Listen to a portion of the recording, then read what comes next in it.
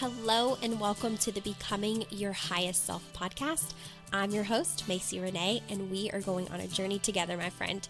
If you've been looking for a podcast geared towards your growth, self-awareness, navigating your brain's daily mind drama, and deep inner work to become your highest and best self, you are in the perfect place. Let's get started.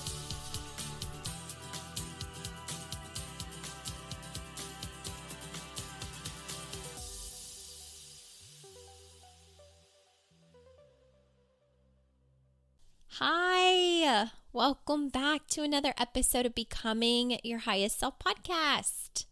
I have missed you all so much, you guys, so much. I'm so excited. I have to tell you, I'm so full of gratitude recording this episode right now because life just hasn't felt the same without the podcast. So I'm loving that I love it this much.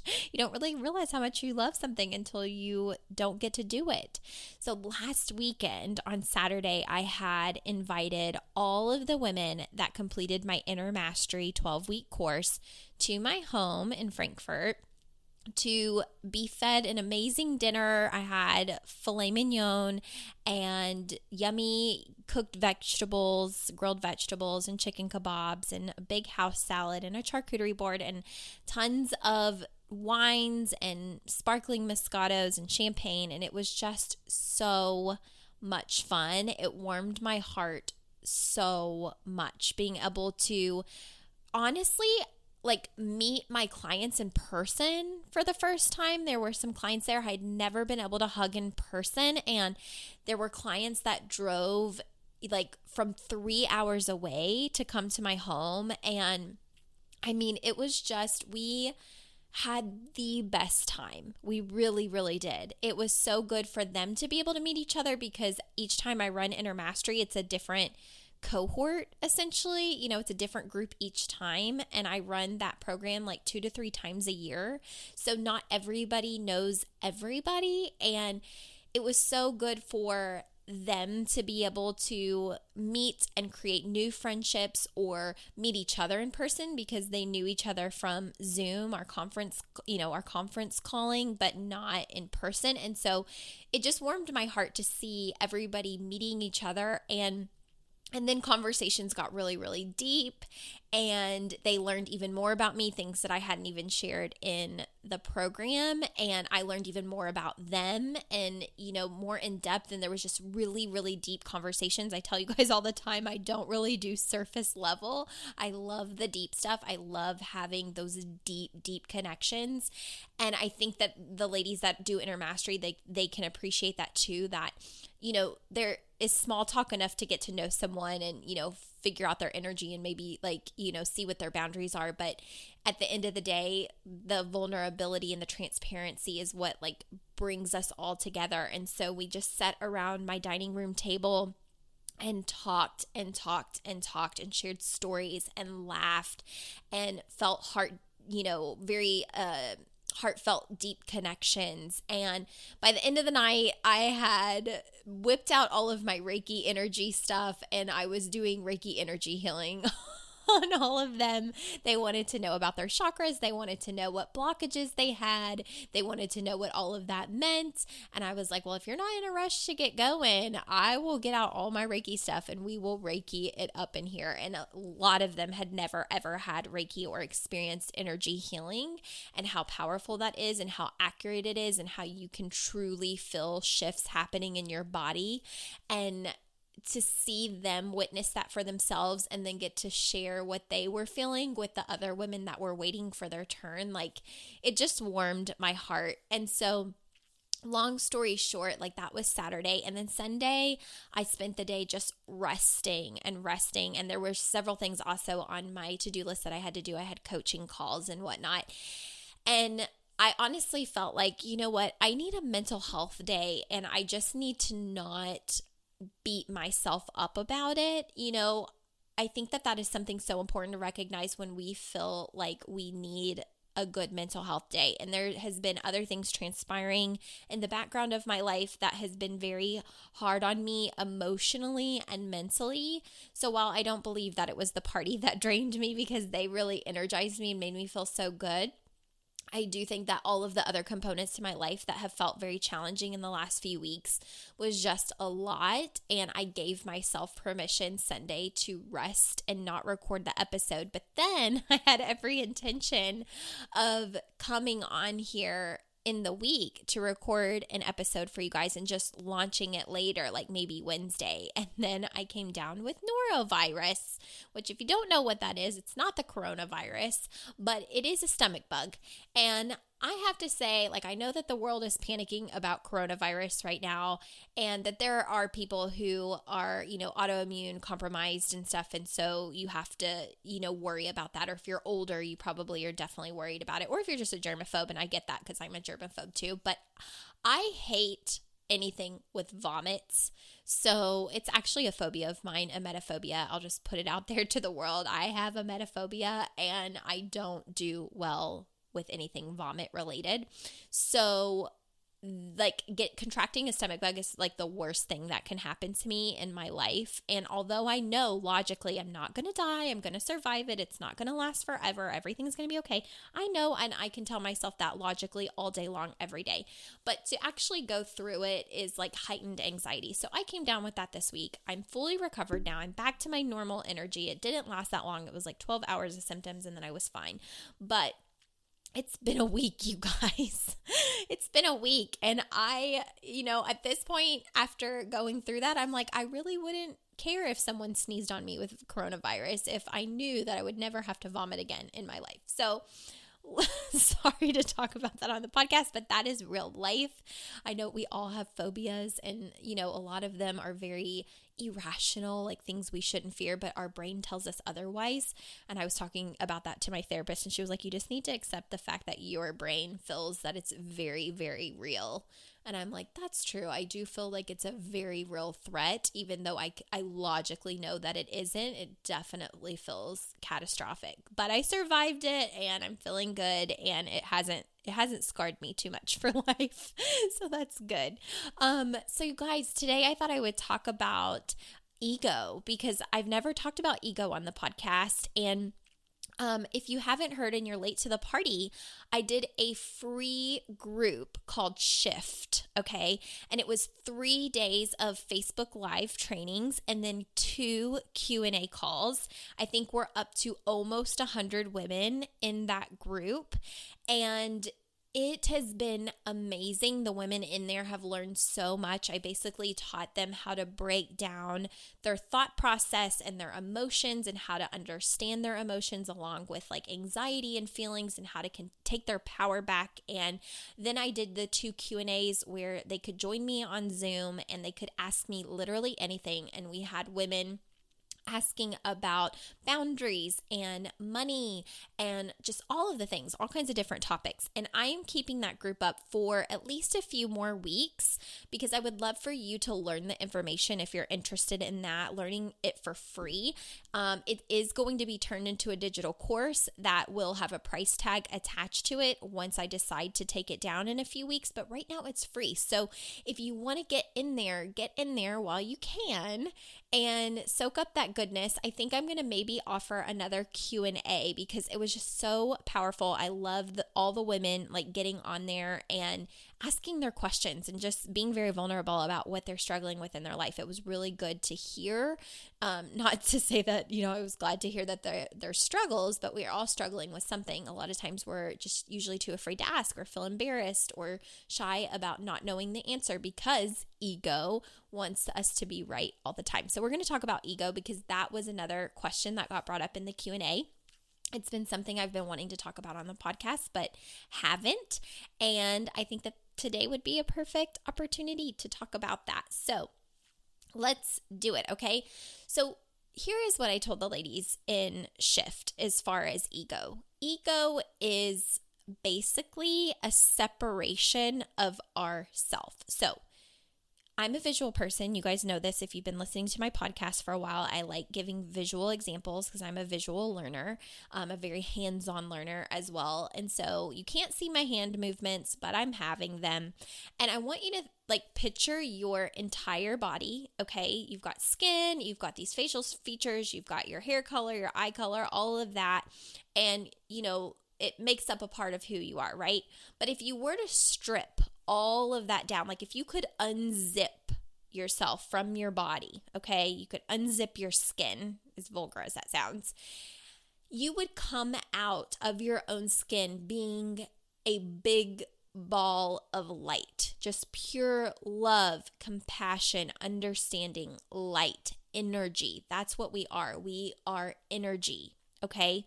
It can be kind of hard to imagine that because when we look at other people, we see differences. We see things that set us apart. We see the reasons why we're not like someone else.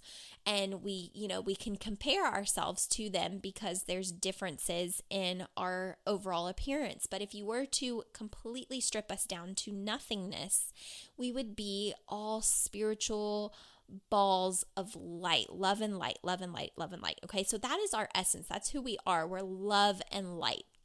Okay, but then we have this piece of ourself that comes in as a protective mechanism, and it allows us to see the differences that we have between other people. It creates this degree of separateness, and that is ego.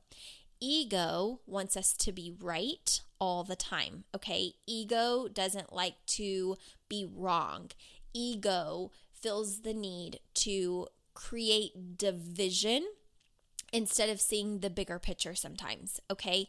So what I'm referring to is basically, think of every difference that we can see in other people. Like when you're in compare and despair, ego is thinking that we are superior to other people, like maybe looking at someone's life and being like, thank God I don't have their life. Their life looks like it's not going so well. Oh my gosh, I can't believe they do this, or I can't believe they do that, or I don't agree with their belief practices, or I believe that we have better understanding. I believe that we are right. I believe that they are wrong, okay? Ego creates that degree of separation between us and other people because we're not looking in that moment, and ego's not looking at love and light and the fact that we're all energy and all beings of love and light. Ego is that degree of separateness. So with that being said, ego can also be that compare and despair of feeling less than, like they have more than we do. We're never going to be able to have that. I'm not in their league, right? They don't believe the same things that I believe. They don't think the same things that I think. They're wrong, or I'm wrong. They're right. It creates this divide. And so in some ways, ego shows up as like, okay, opinionated, everybody having their own personalities, everybody having their own thoughts. And that's a beautiful thing that makes us different.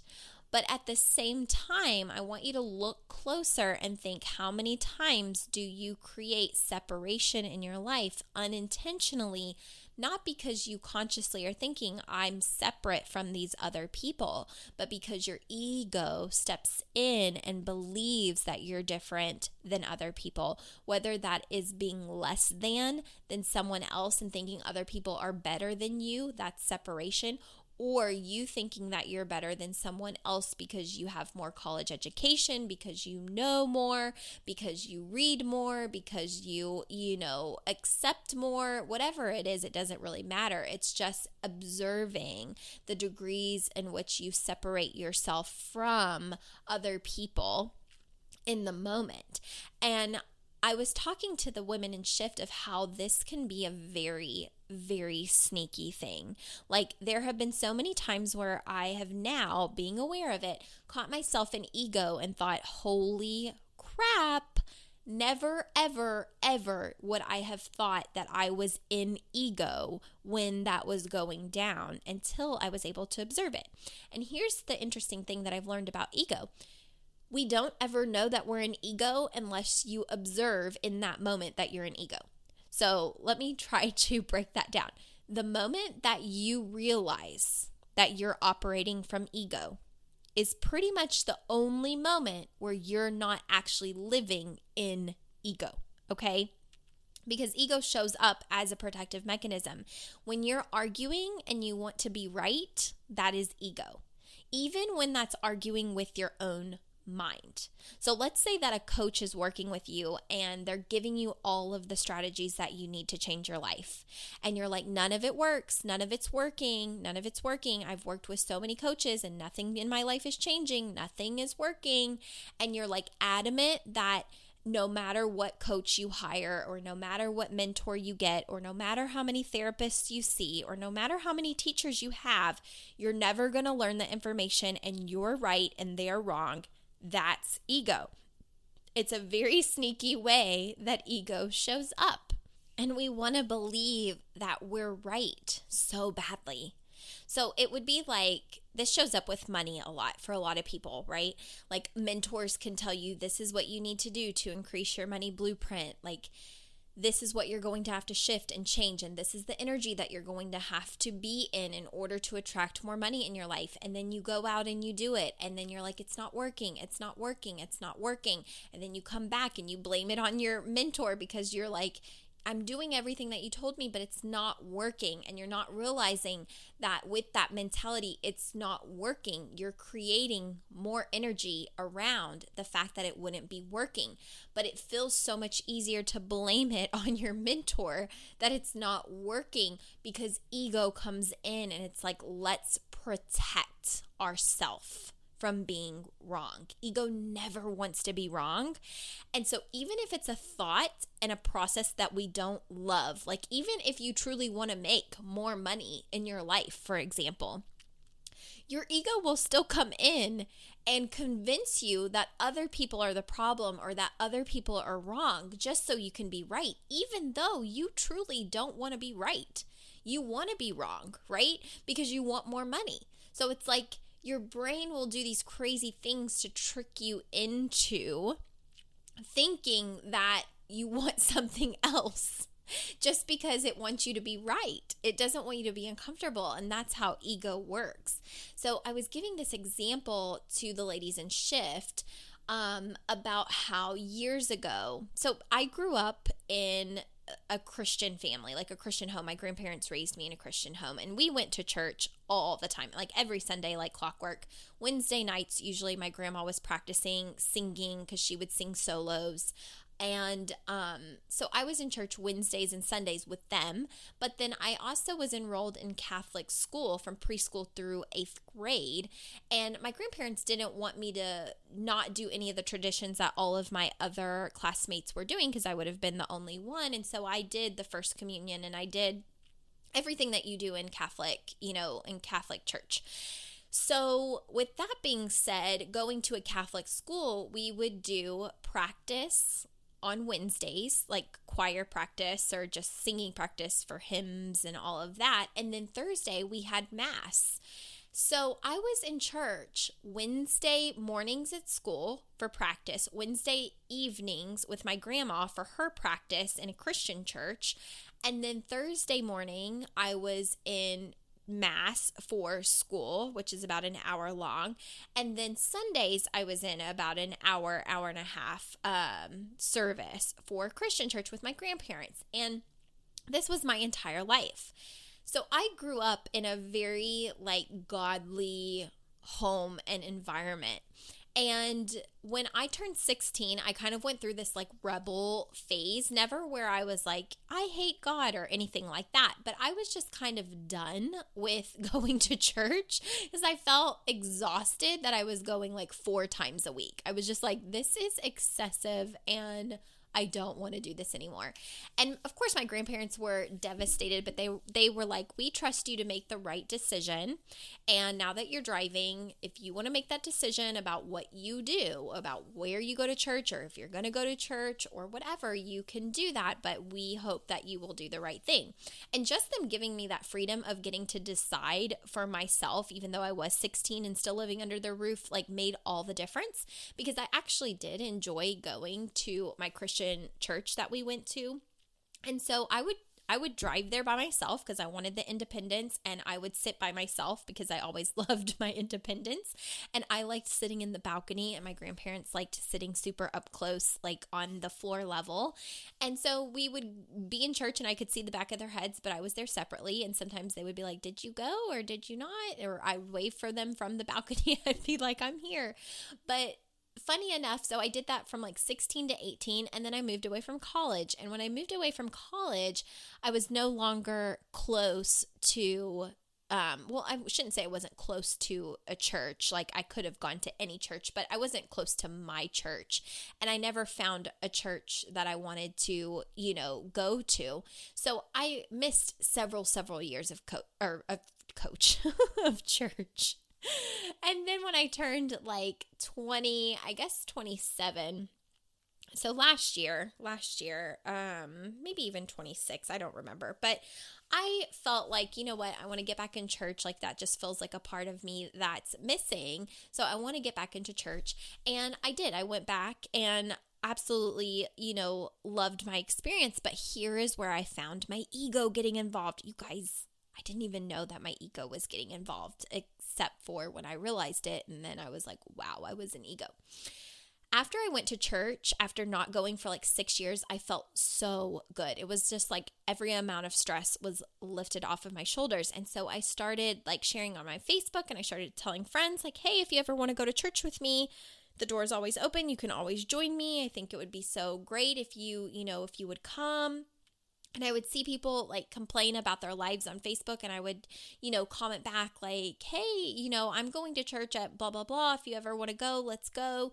And it felt very innocent. It felt very godly. It felt like the right thing to do, until I took a step back and really asked myself, and with really like complete honesty, of why do I want these people to go to church? Because they're complaining, and because I think that the only way they're going to get a different result is if they're like me and they start going to church.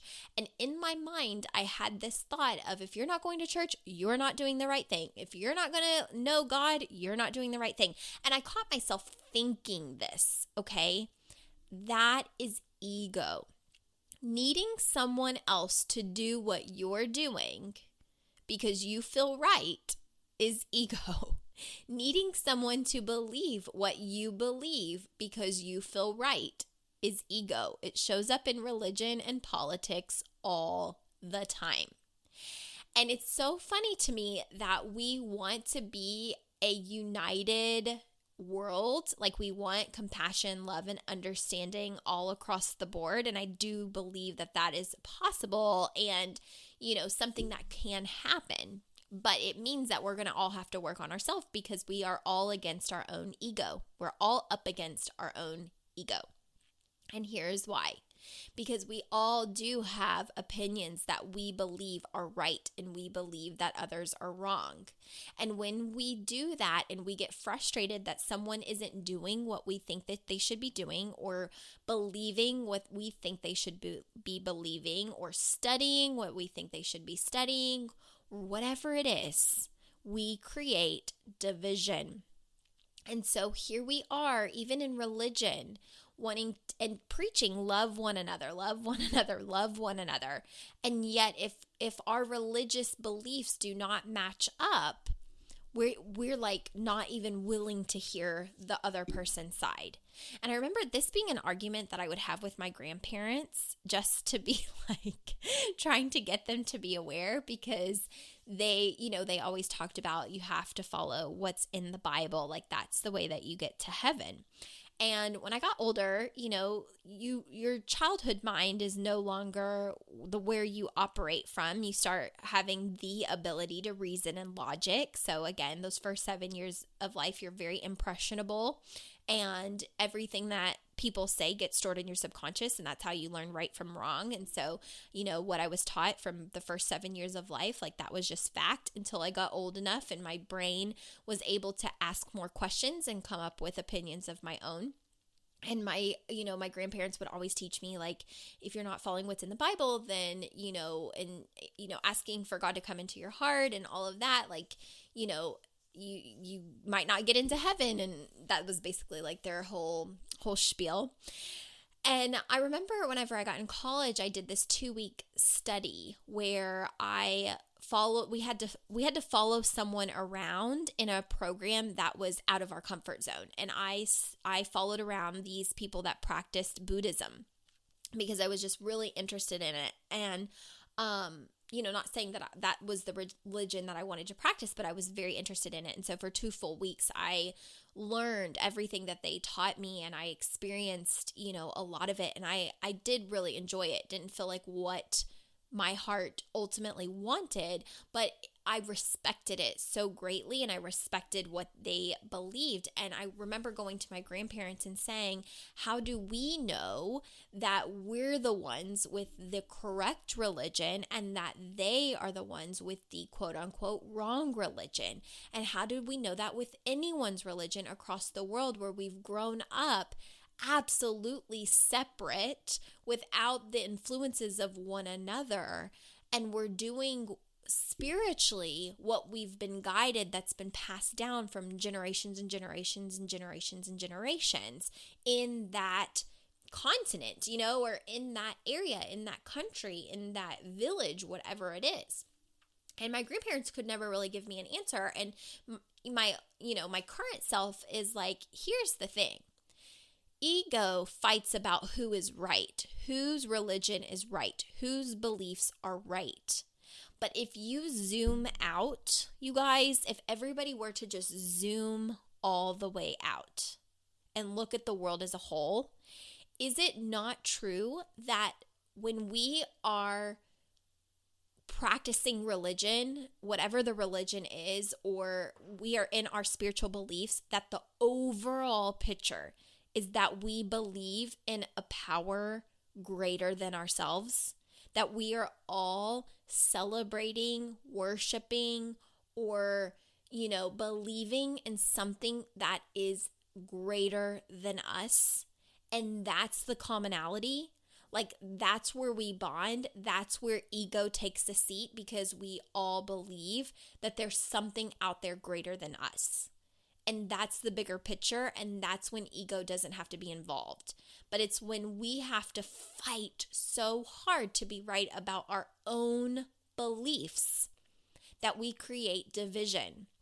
And to me, that goes against the very thing that God, the universe, our creator, whatever you want to say, you can say whatever you would like.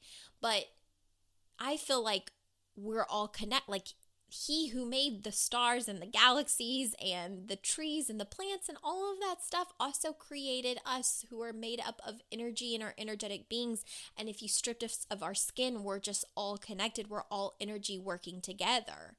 And when you have awareness of ego, you will get to see more and more of how we create division and separateness rather than connection. And so I feel like my mission in the world and my work in the world is to really bring awareness to this, so that we can create more connection, love, and compassion. And it's not to say that we can't have opinions and that we can't differ, but it's to find the balance in hearing someone else's opinion and hearing what someone else has to say and being curious about why they say it, without having to completely shut them down or shut them out because they don't see life the way that you see it. And when you can hold the space for someone else to feel safe in their own beliefs, then you are not letting the ego create that division. But instead, you're holding this beautiful plot where they can plant wherever they need to plant, right? Or whatever they want to, wherever they want to be planted. And you can do the same for you and still create love, compassion, friendship, understanding, with this difference of opinions, without the ego saying, you're different than me, you think different than me, we can't be connected, we can't even associate with each other, I can't hear what you're saying, you're this, you're that, I'm better than you because my beliefs are this, or I'm worse off than you because I don't believe this. It's ego creates the division that we experience in our world. And if we want everybody to be more compassionate and loving, and we want to feel our world getting closer and closer together, we have to start being aware of our own ego. There's so many ways that ego shows up. And I could go on and on and on and on and on, and I could give 1,000 examples. However, I will not. I hope that this episode gives you a good foundation of what ego is. and allows you to kind of wake up to when it's happening in your life. Because the moment that you witness that you're an ego and you're creating division, whether you feel less than or you feel superior, okay, if you're looking at someone and you're like, they don't have as much money as me, they have it pretty bad, God wouldn't want to have their life, right? Division. Or if you look at someone and you're like, oh my God, they're doing amazing things. They know who they are and I'm just never going to get there. I hate my life. Why is it easy for them? I don't even want to like them. I don't even want to associate with them. I'm going to block their Facebook because I can't even look at them. That's ego. Okay. So ego comes in as a protective mechanism. Ego wants to be right. Ego creates division. Ego creates separateness. Okay, so I hope that this created some awareness for you. And again, if you all want to be in the free Shift group, get with me on Instagram or Facebook. I always put my stuff in the show notes. So find me on there and say, hey, I want the link to Shift. Request to be in it, and you can be in it. And yeah, it's amazing. I'm so excited. I love that group. At this point, you're going to be watching the replays, but the information is so good. And even if you listen to this and you're late to the party, and by the time you listen to this, it's a digital program, I promise you the investment will be worth it. I'm getting such good feedback on it, and I think that you will really, really enjoy it. So many women are having incredible shifts, and they're messaging me still and saying, this is what's happening in my life. This is what I'm so excited about. This is what I learned about myself in Shift. Oh my gosh, thank you so much for this. And it makes me feel super happy that they're getting that out of it. So I love you all. I missed you all, and I can't wait to talk to you again. So have a great week, and we will chat soon. Bye-bye.